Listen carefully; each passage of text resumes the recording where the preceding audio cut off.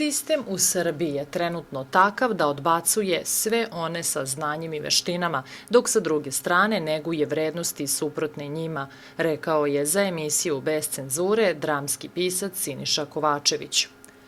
On je govorio o tome šta je, kao profesor na Fakultetu dramskih umetnosti, svojevremeno zahtevao od svojih studenata, kojih je na klasi bilo između 5 i 8. Nisam prevelik broj te dece iškolovao, ali su moji studenti za vreme studija četvorogodišnjeg, jer sam ih pratio sve 4 godine, morali da pročitaju negde oko 1200 knjiga. I da svake večeri budu u pozorištu, kinoteci ili u bioskopu.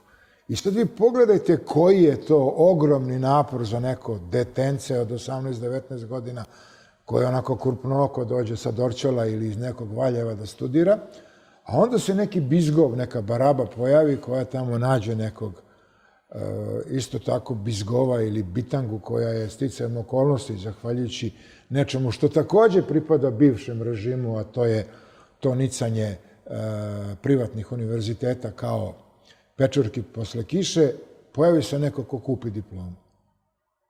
Dakle, do koje mere taj nesrećni student koji pristaje na činjenicu da treba 4, 5, 6 godina da greje neku stolicu, da sedi polugladan u univerzitetskoj čitaonici, da traži knjige, da ne znam, čeprka po internetu i tako dalje, do koje mere on, kako se to kolokvijalno kaže, ovca u odnosu na ovog majmuna. Zašto ovca? Zato što mi živimo sistem vrednosti koji ne priznaje znanje.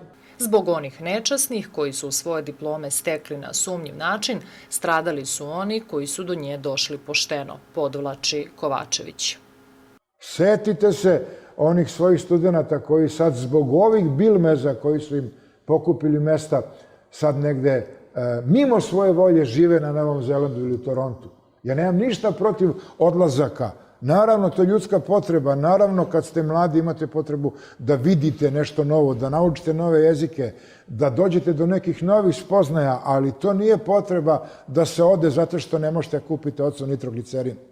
Obaveza svih nas je, zaključuje ovaj dramski pisac, da učestvujemo u promeni sistema koji je dozvolio da Srbiju iz godine u godinu napušta veliki broj onih najboljih koje ima.